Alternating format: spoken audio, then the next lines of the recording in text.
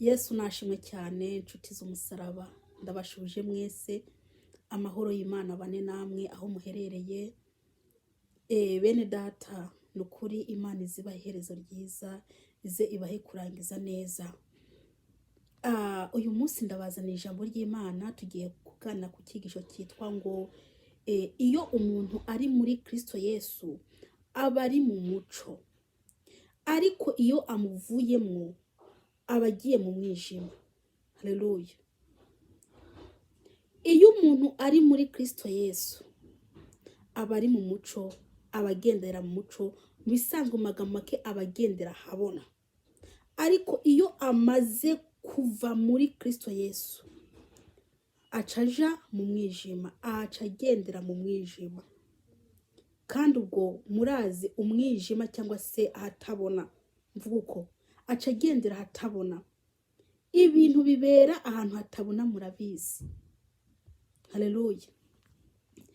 Uyu munsi turaganira ku ijambo riri mu Itangiriro igice 15 ku murongo wa 12.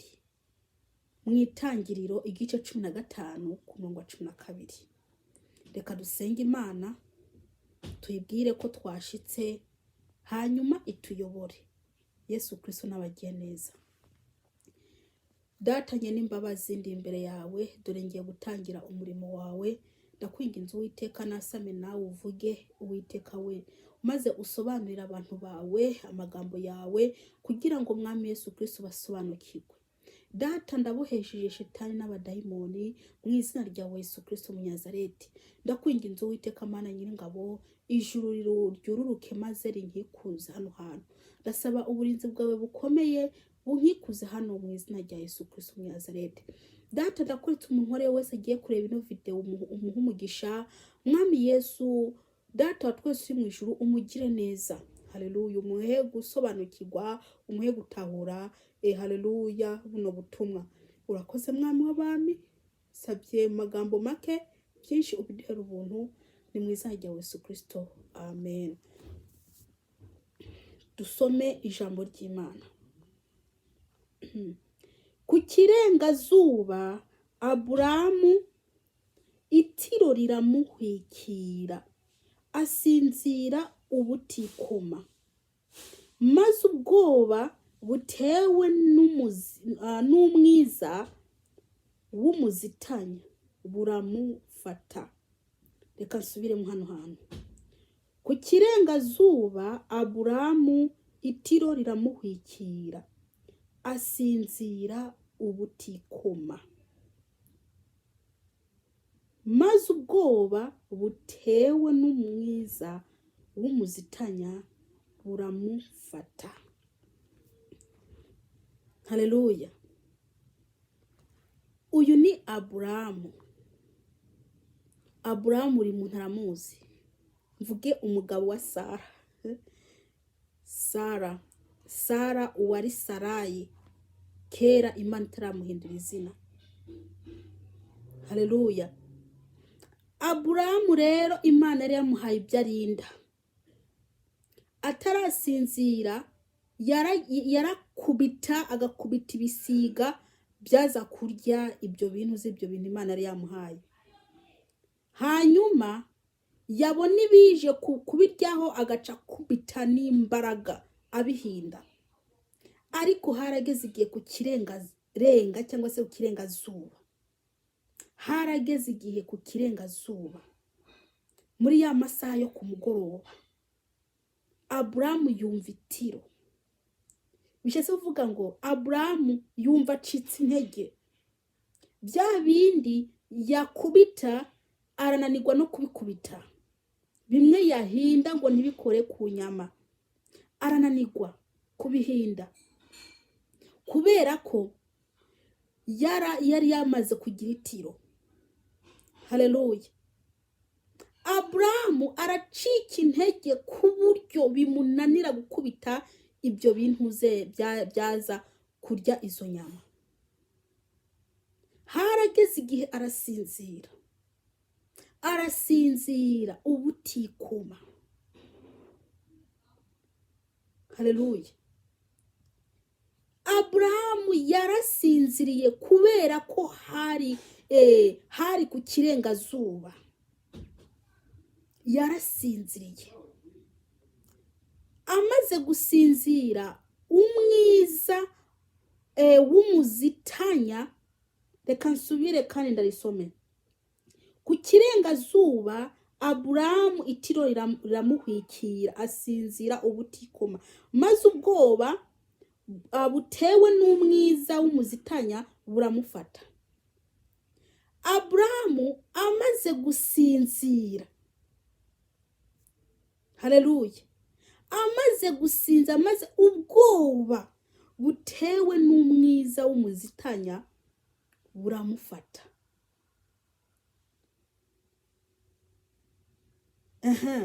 Aburahamu rero atari bwasinzire, yari ahabona. Yarahabona, ntago yari afite ubwoba, ariko amaze gusinzira acafatwa n'ubwoba bw'umuzitanya, ubwoba bwo mu mwijima. Bishatse kuvuga ko yaravuye mu muco yinjiye mu mwijima. Haleluya. Bene data muri ko muranyumviriza, kino gihe tugeze mu gihe cy'ikirengazuba. Iki ni kirengazuba tugezemo, turimwo. Kino kirengazuba rero abakristo basinziriye. Yamara uko gusinzira bishatse gusigura ko barimwo barivana muri Kristo Yesu. Yamara muri Kristo Yesu niho hari amahoro, niho hari uburuhukiro, niho hari umwidegembyo. Iyo umuntu ari muri Kristo Yesu, mbese aba yidegembya, mbese aba yisanzura. Haleluya. Ndizera neza ko wewe uri muri Kristo Yesu urabizi ko wisanzura. Ubu ufite amahoro.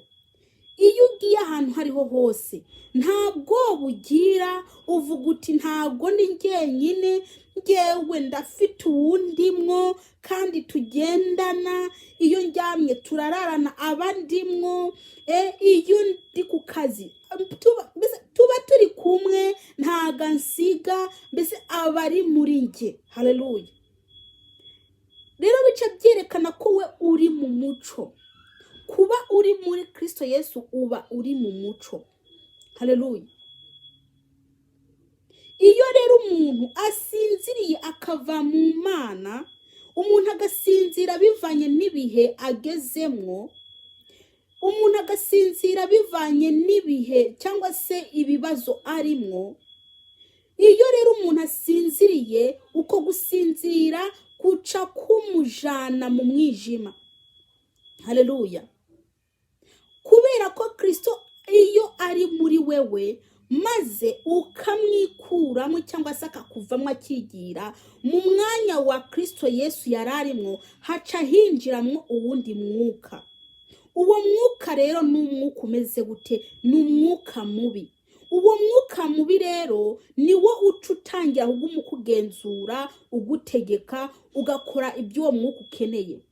Mu gihe Kristo Yesu yari muri wewe, cyangwa se mu gihe Kristo Yesu ari muri wewe, arakuyobora ugakora ibyo Kristo akeneye. Ariko mu gihe wamwiyambuye ukagenda, mbese ukamwiyambura kabisa, kubera ibibazo ufite, kubera ingorane ufite, cyangwa se kubera ibihe ugezemwo, haca hinjiramo uwundi mwuka utari mwiza. Haleluya. Uwo mwuka rero ni umwijima. Uba winjiye mu mwijima. Uwo mwijima winjiyemwo uca utangira kugira ubwoba, uca utangira kumererwa nabi, kubera ko namwe mu buzima busanzwe murabizi. Iyo umuntu ari kwitara ntagira ubwoba, kubera ko umuntu aje aramubona, ntabwo bagira. Ikintu cyeco cyose kije arakibona, kubera ko ari kwitara. Mu gihe avuye kwitara akagenda mu mwijima, ahantu hatabona, aca atangira kurangaguzwa ati hano hantu ndi ni habi, ikintu cyo cyose cyamfata, uwo ari we wese yamfata, hano hantu ntabwo ari heza. Ubwoba buca bumufata. Aburahamu bwaramufashe kubera ko yinjiye mu mwijima.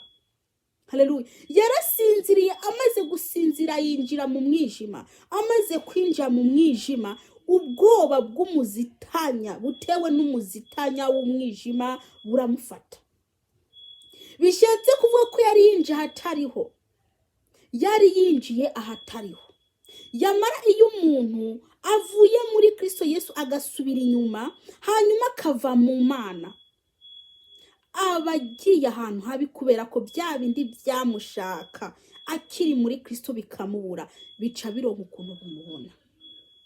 Nimba hari birozi bagutuma ntibigufate, bica bitangira kugufata. Urumva uba winjiye mu mwijima. Niba ari imitego ya shetani yagutega ntibigufate, iyo ateze kandi wamaze kuva muri Kristo Yesu biragufata. Bishatse kuvuga ko mu mwijima ntago ari heza. Iyo umuntu yivanye muri Kristo Yesu aba yivanye mu burinzi, aba yiyatse amahoro, mbese aba yiyatse umudendezo, mbese aba yiyatse, mbese mu buzima mu magambo make uba wiyatse ubutunzi, ubwiyatse, ubwiyambuye, amahoro amwe udashobora kuronka ari hose ubu yabuze, kubera ko Kristo niwe mahoro, Kristo niwe rukundo. Uba rero ubuze. Ndabwire bene data, umuntu w'umunyamahirwe n'uriya yamenye Imana kandi akaba yirimwo, ariko umuntu afite ikibazo n'uriya ariko arayiyambura akava mu Mana akigira mu isi. Mu isi rero n'umwijima mugenda, mbese umuntu ava mu Mana akagenda mu isi gukora bya bindi yakora mbere. Niba yari umusambanyi akayivamwo, aba bisubiyemwo, agasubira mu buryarya, agasubira mu kwiba, agasubira mu bintu bitandukanye, mu kwikinisha. Yamara umwuka wamurimwo mbere atarakira Kristo ucuza wikubye incuro. Buriya iyo umwuka umwe ukwinjiyemwo ukabona birakunze, uragutegetse birakunze, ucutumira ubundi mwuka. Icyambere, niba umwuka ukwinjiyemwo ari ubusambanyi bigakunda, uwo mwuka mubi mbese ukabona ntago wirukanye, uhaye karibu, ntuvuze rya zina rya Yesu ngo wirukane cyangwa se ngo uje kwihana, uwo mwuka ucutumira na bagenzi bawo, hakaza undi mwuka ukakwinjira, ugacugira imyuka ibiri, ugasanga umwuka w'uburyarya nawe nyene ukinjira muri wewe. Iyo myuka kari ibiri iyo ibonye utayikomakoma rwose ikigenda igatumira n'indi myuka, ugasanga muri wewe huzuye imyuka irenga, mbese ntabara, kandi buri mwuka ugukoresha icyo ushatse.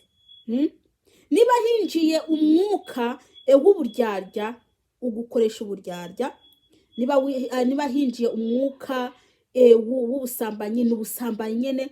Bishatse kuvuga ko buri cyaha kirafite umwuka wacyo. Buri cyaha mwene data, hari abadayimoni, hari imyuka mbese hari imyuka itera ibyaha. Buri cyaha gifite umwuka wacyo. Nimba ari ubusambanyi ufite umwuka wacyo. Rero iyo umuntu amaze kuva muri Kristo Yesu, imyuka mibi ca yinjira muri we ikamukoresha ikamutegeka. Yamara Kristo Yesu iyo ari muri wewe uguma ufite amahoro, nta ngorane ufite. Ariko iyo wihenze akaguru kamwe ukavanamo, shetani arakubita agatoke ati yaba nakariya gasigayemwo yakavanamwo, ukuntu twamushatse tukamubura, ati twaba dutomboye twamufatisha amaboko abiri. iyo rero udatekereje ngo ugire iki usubire ukakaguru wavanye muri Kristo ngo ugasubizemwo, shitani aragerageza agafatana kandi kamwe kasigayemwo akagerageza kugakurura kugira ngo amaguru yose aje hanze.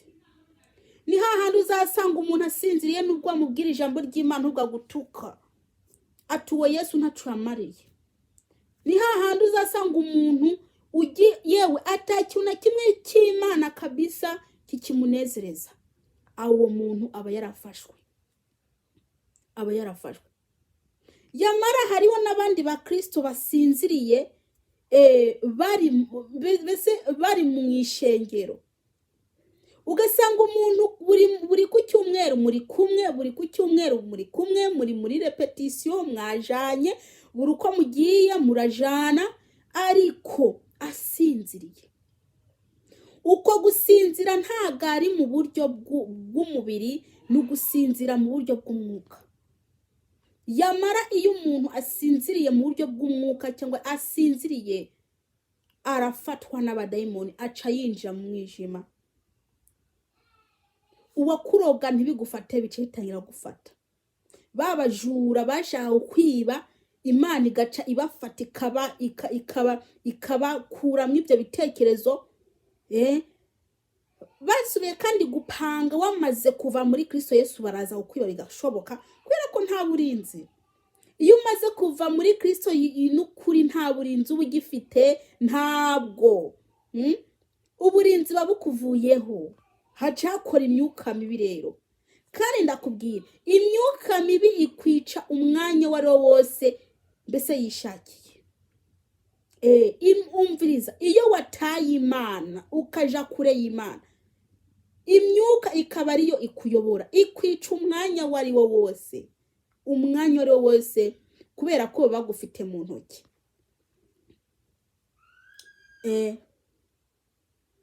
Abantu ashobora kuvuga ati nta muntu apfa igihe cyo kitaragera. Ayiwe, hari habapfa igihe kitaragera kubera ko Imana yabavanyeho amaboko ikabarekwira, mbese abo bademoni bakaba ari bo bagira iki kubera ko yagize iki yivanye muri Kristo, ntashaka gusubiramo cyangwa se ntashaka gusubirayo.